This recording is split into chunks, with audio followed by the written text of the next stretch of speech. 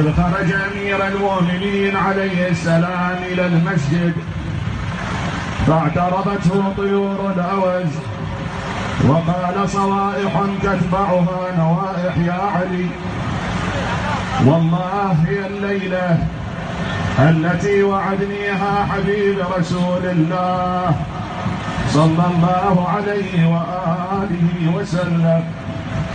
أوالي عرفت ما يرد ويست من راح ورا طير الأوز رفرف بالجنان، ويا بعدني بخافت ولن نسمع صياح بالمحراب طقوا حيدر وطار.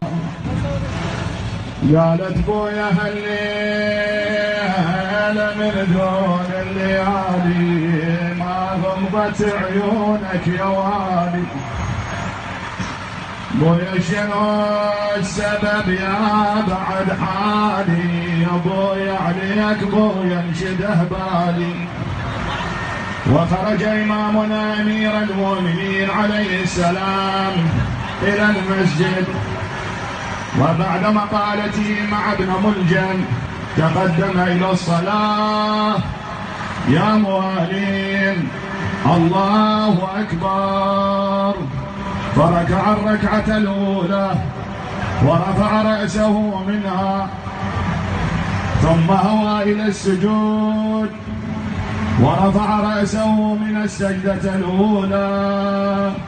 فتقدم الملعون ابن ملجم إلى أمير المؤمنين وضربه على هامته، رحم الله من نادى وإماما وإماما، أيها سيدا